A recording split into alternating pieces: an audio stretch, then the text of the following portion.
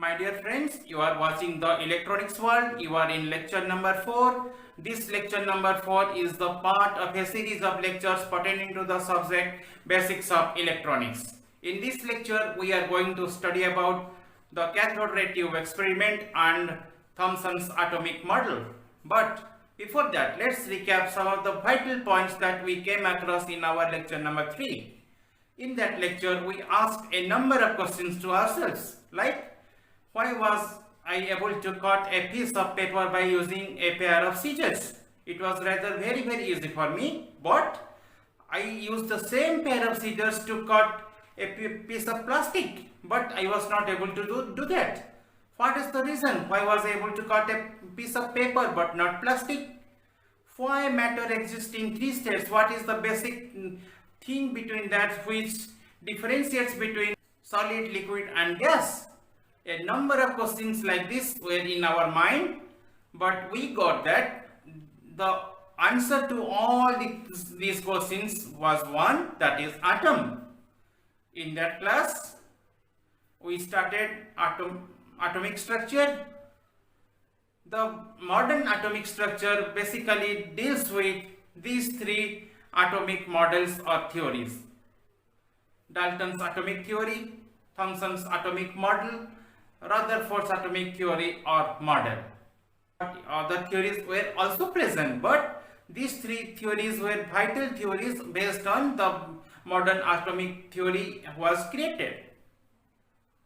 Okay, so let us come to our Thomson's atomic model, but before that we have to study about one experiment that was conducted by scientist J.J. Thomson, which is known as cathode ray tube experiment.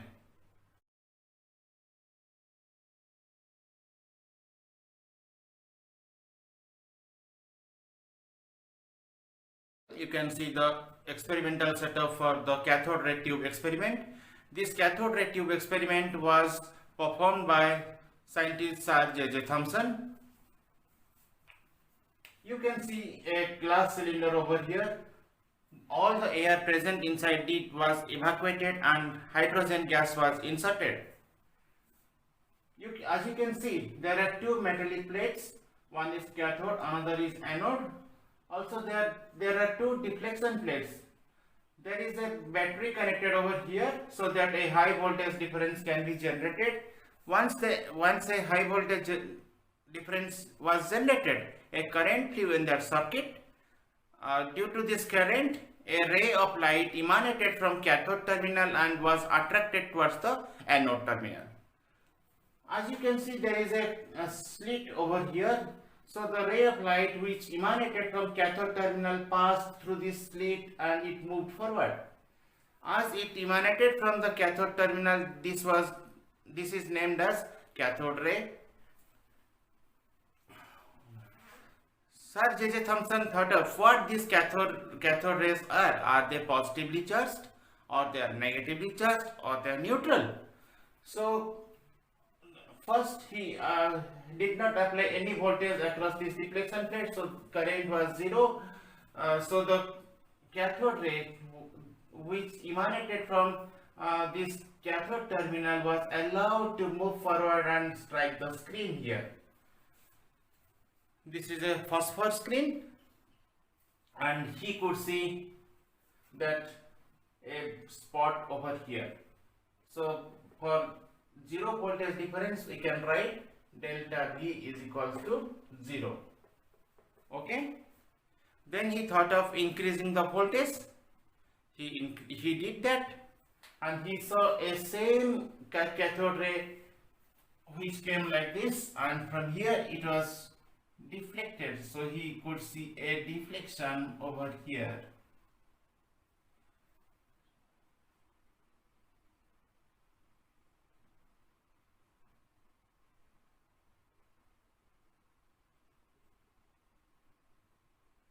Deflection delta X.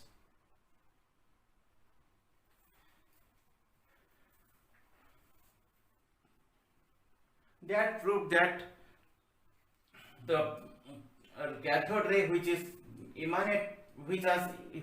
emanated from this cathode terminal is negatively charged because it was attracted, it was deflected towards the positive plate. Next, and he okay, so for this negatively charged particle, he knew something from a classical work during that time, that the deflection delta x of the negatively charged particle is directly proportional to charge of the negatively charged particle and inversely proportional to the mass of the negatively charged particle.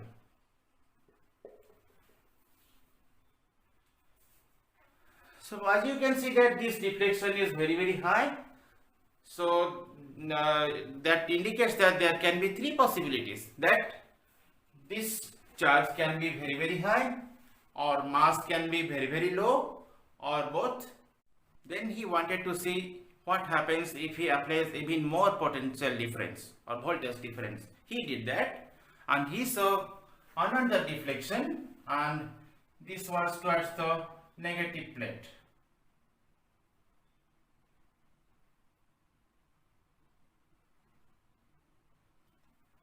And then he confirmed that there is some positively charged particle as well. And for that positively charged particle, the deflection delta x plus is directly proportional to charge of the positively charged particle and inversely proportional to the mass of the positively charged particle.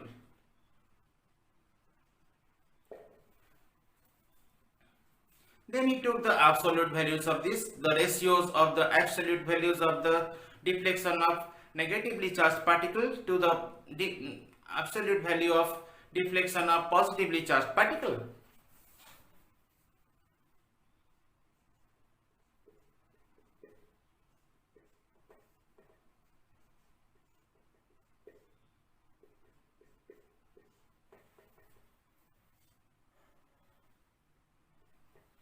So it is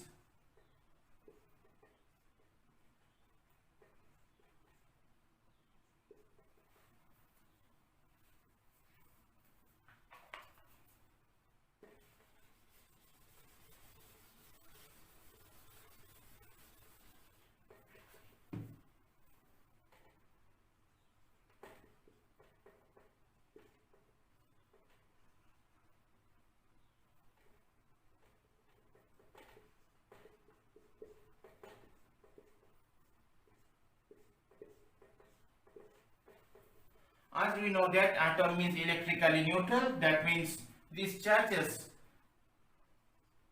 are equal. That means absolute value of the negatively charged particle is equals to absolute value of the positively charged particle. And because they are same, we can cancel out, and it is nothing but the ratio is about absolute value of the mass of the positively charged particle to absolute value of the mass of the negatively charged particle. And if this deflection is very high, indeed this is very higher than this one, so that means the mass of the positively charged particle should be more than that of the negatively charged particle. And in practice, it is the mass of the positively charged particle is 2000 times more than the mass of the negatively charged particle.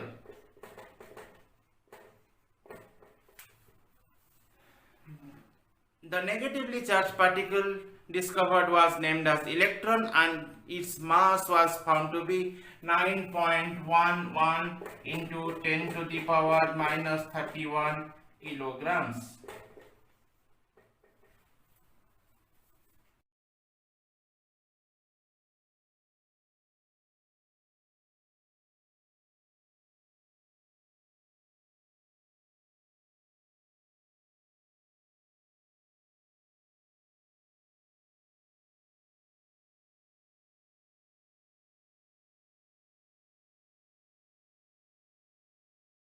Well, my dear friends, the same scientist, Sir J.J. Thomson, came up with his own model of atoms, that is Thomson's atomic model, after his discovery of electrons.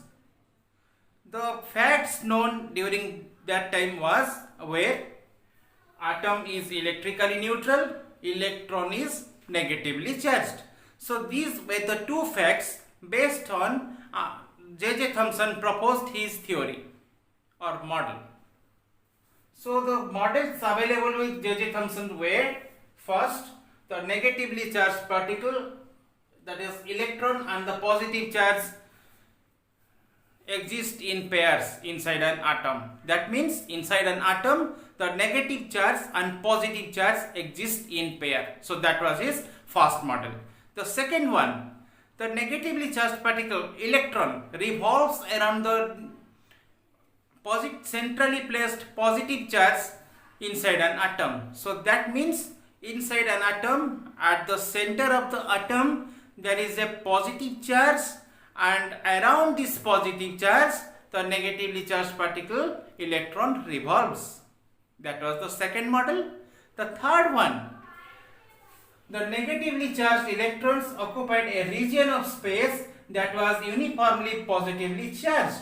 That means the negatively charged electrons were evenly distributed inside an atom, inside, you can say, in a sphere of positive charge. So that was the model which was selected by Sir J.J. Thomson, and it is also known as Thomson's atomic model, or plum pudding model, or raisin pudding model, or watermelon model. So what was that model? Why it was given plum pudding model or raisin pudding model?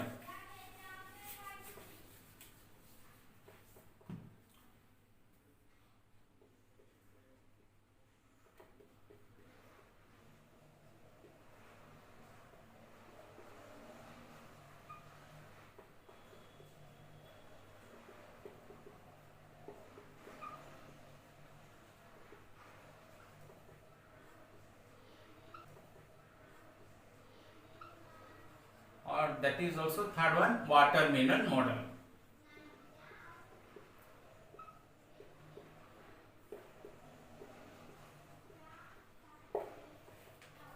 Well, have you seen pudding? How does it look? It's like a sweet, it's a dessert, it's very tasty. So you can see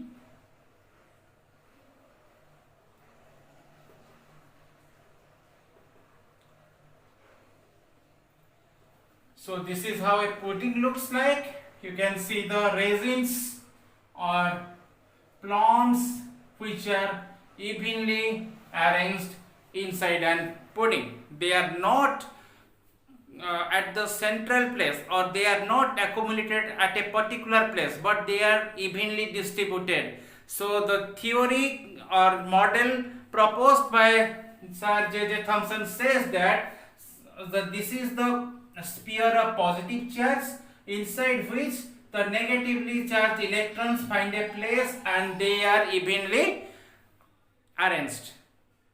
This is a pudding, and these are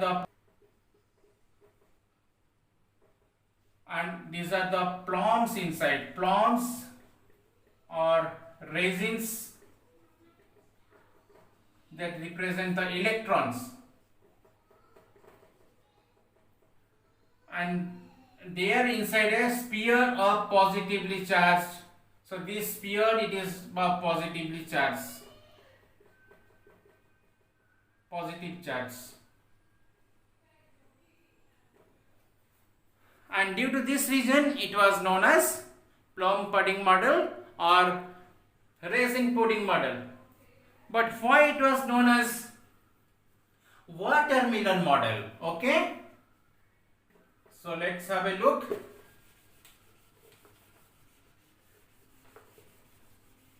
The same model also can be described by using a watermelon. So see a watermelon.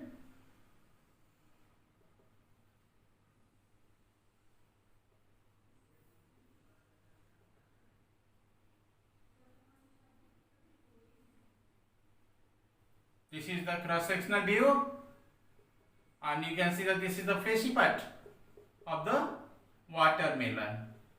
Okay, so you can see that inside this watermelon